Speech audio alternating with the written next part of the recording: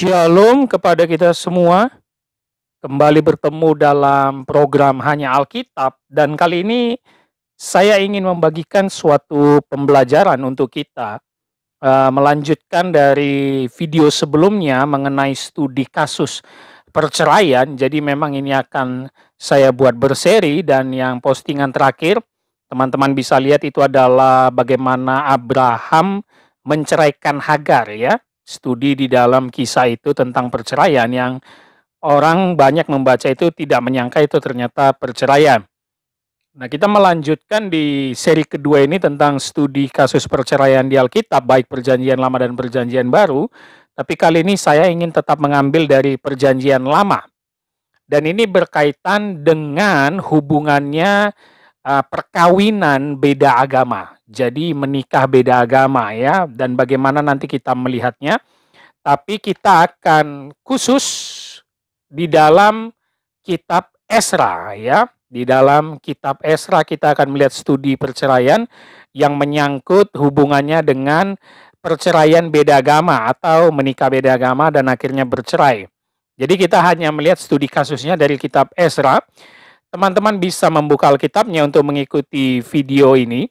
Ezra pasal 10. Ezra pasal 10. Dan kita akan melihat dua ayat yang ternyata banyak ahli-ahli biblika melihat ini sebagai suatu kasus yang menarik, ya, di mana ini adalah tindakan Ezra terhadap perkawinan campuran di judul perikop Ezra pasal 10. Teman-teman bisa lihat Alkitabnya, tindakan Ezra terhadap perkawinan campuran. Dan ayat yang akan kita lihat ada dua ayat, yaitu ayat ketiga dan ayat ke-11, ya. Ayat ketiga dan ayat ke-11. Sebenarnya ayat ketiga juga mirip nanti dengan ayat 19, tapi kita akan lihat dua ayat saja. Ezra pasal 10 ayat ketiga dan 11. Nah, kita akan melihat apakah perkawinan campuran di Ezra ini, di Perjanjian Lama ini, bisa kita hubungkan atau bisa kita jadikan dasar untuk bercerai kalau menikah beda agama. Karena umumnya banyak pendeta yang mengambil ayat ini sebagai bentuk bahwa kita juga memang dilarang untuk menikah beda agama dan memperbolehkan bercerai kalau beda agama, terkait masalah-masalah rumah tangga tentunya, karena ada kalimat yang akan dinyatakan Ezra. Nah, coba kita lihat dulu di ayat ketiga, ya, di ayat ketiga. Ezra pasal 10 ayat ketiga, coba saya bacakan. Marilah kita sekarang mengikat perjanjian dengan Allah kita, bahwa kita akan mengusir semua perempuan itu dengan anak-anak yang dilahirkan mereka, menurut nasihat Tuhan dan orang-orang yang gemetar karena perintah Allah kita. Dan biarlah orang bertindak menurut hukum Taurat. Jadi menarik ini konteksnya karena bangsa Israel sudah mengalami perkawinan campuran dengan bangsa asing sejak mereka mengalami pembuangan. Nah, Ezra ini hadir untuk kembali membawa pesan Allah, khususnya menegakkan kembali hukum Taurat, terutama pertama tugasnya adalah membuang orang-orang asing, ya, mengusir orang-orang asing. Dan kalau kita lihat tadi ayat ketiganya cukup keras kalimatnya. Marilah kita sekarang mengikat perjanjian dengan Allah kita bahwa kita akan mengusir semua perempuan itu dan anak-anak yang dilahirkan. Menarik. Ini maksudnya adalah ketika seorang Israel atau Yahudi yang menikah dengan perempuan asing dan melahirkan anak, dan Ezra menyuruh mereka untuk mengusirnya. Nah, menarik kalau kita melihat studi Perjanjian Lama dan termasuk dalam seri pertama ketika Abraham menceraikan Hagar, biasanya di dalam mengusir, yaitu Ibraninya memakai syalak atau garash, ya. Syalak atau garas. Makanya perempuan yang terusir dalam bahasa Ibraninya disebut gerusyah, ya. Suami mengusir memakai kata garash, dan perempuan yang terusir disebut gerusyah, ya. Tetapi dalam setiap proses itu harus dibuatkan surat cerai. Inilah yang terdapat di dalam Pentateuch, ya. Hukum-hukum Musa harus ada surat cerai yang biasa disebut Sefer Keritut. Harus ada surat cerai untuk menjamin hidup istri yang telah diceraikan, ya. Nah, yang menarik di dalam Esra pasal 10 dan ayat ketiga ini, kata mengusir tidak memakai salak atau gerusyah, melainkan memakai lehotsi, ya, lehotsi, atau nanti dari kata dasarnya itu yatsa, mengusirnya. Berbeda dengan seluruh perintah-perintah atau kata-kata mengusir di Pentatuk, ya, terutama yang seri pertama kita baca tentang Abraham menceraikan Hagar. Nah, memakai kata lehotsi atau yatsa, ya, mereka mengusir istri-istrinya dan anak-anaknya. Sehingga di dalam konteks Esra pasal 10 ini tidak ada sefer keritut, tidak ada surat cerai yang diberikan, dan tidak ada jaminan kepada istri atau anak-anak yang terusir. Nah, di sini kita sudah mendapat konteks yang berbeda, terutama di dalam perbandingannya dengan kitab Pentatuk, ya. Di dalam kisah Abraham juga berbeda karena memakai garash, ya, dan perempuan yang terusir adalah gerusha. Nah, ini di sini yang menjadi perbedaannya. Ini dinyatakan karena tindakan yang tidak setia kepada Allah. Ya, jadi mereka memperistri perempuan asing, sehingga Esra memberikan perintah supaya mengusir mereka. Nah, coba kita baca ayat yang kedua, yaitu ayat 11.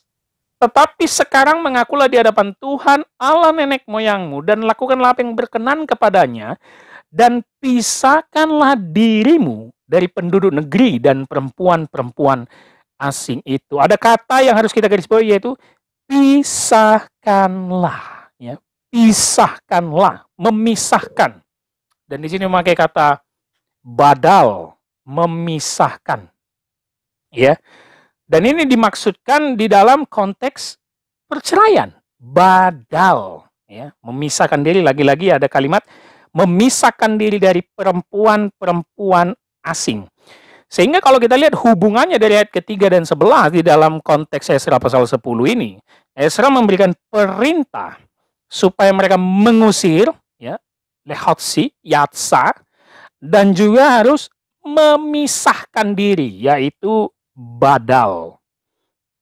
Ya, ini karena konteks mereka yang tidak setia kepada Allah.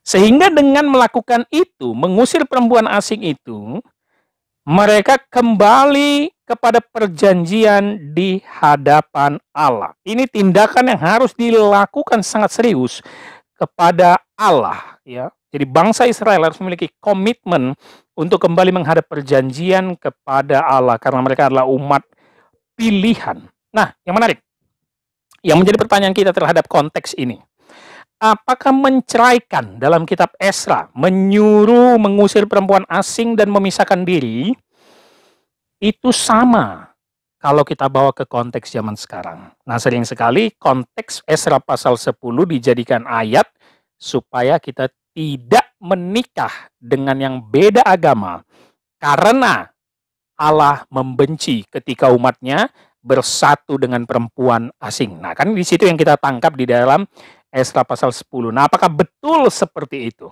Ya. Nah, kita harus melihatnya secara luas, ya.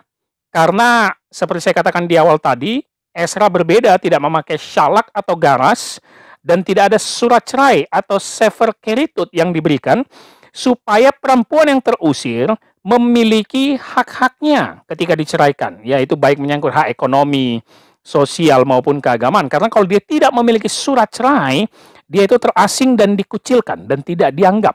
Jadi makanya surat cerai pada zaman kuno sangat penting untuk menjadi hak-hak istri-istri yang terusir, ya. Jadi itu sangat penting untuk perempuan pada zaman itu, teman-teman sekalian.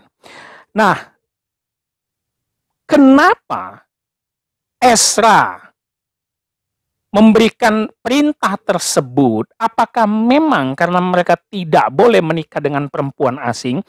Ternyata di dalam konteks Esra, ya, mulai dari pasal 9 sebenarnya sampai pasal 10 yang kita baca, ini memiliki status atau alasan yang berbeda dengan kisah di Pentatuk atau kisah Abraham di seri pertama yang sudah kita posting di video sebelumnya, bahwa Shalak atau Garas yang disertai dengan surat cerai Sefer Keritut itu memang karena isu perceraian rumah tangga. Ya, baik itu ada perzinahan, baik itu ada hal-hal lain yang sesuai dengan budaya kuno, mereka bisa menceraikan. Tapi harus ada surat cerai.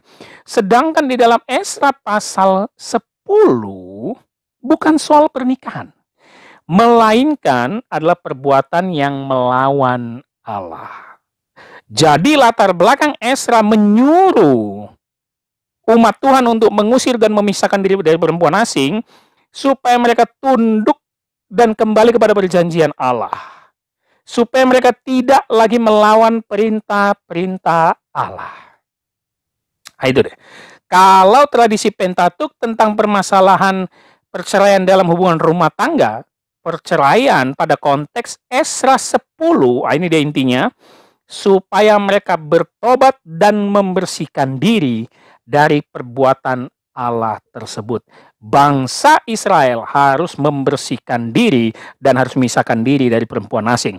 Sehingga kita kembali kepada terminologi bahwa mereka adalah bangsa yang kudus, ya, kados, yang artinya terpisah atau dikhususkan hanya untuk Allah Yahweh, Allah Israel. Nah, itu artinya bangsa yang kudus atau kados, ya.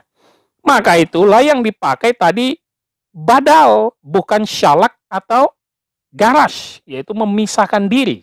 Karena mereka ini memang bukan soal cerai karena masalah rumah tangga, melainkan harus membersihkan diri di hadapan Tuhan.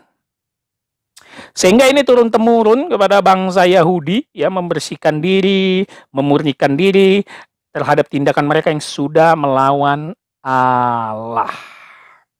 Tapi kita harus melihatnya juga secara luas, walaupun konteks kita belajar kitab Esra, karena kita tahu sendiri di dalam kitab Rut dan Ester terdapat kasus yang ternyata umat pilihan Tuhan juga bersama bangsa penyembah berhala seperti Rut, dia dari Moab gitu ya.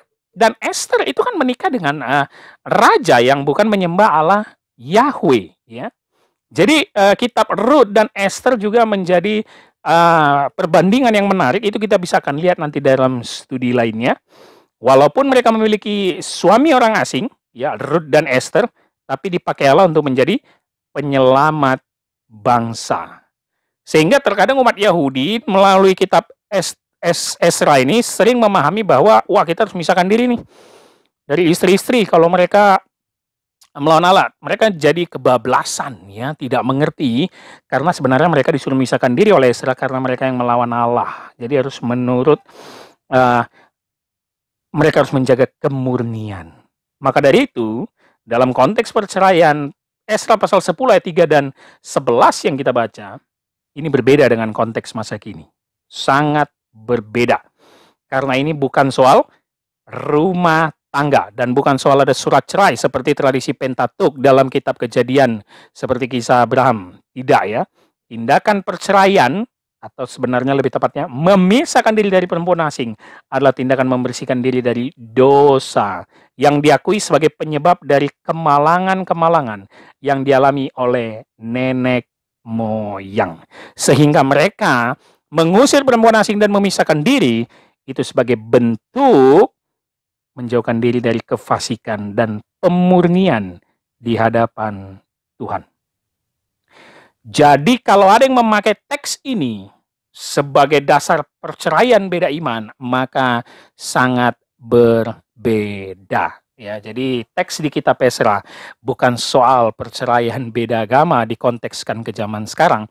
Karena teks di kitab Esra adalah soal mereka harus memisahkan diri, menjaga kesucian hidup di hadapan Allah Yahweh.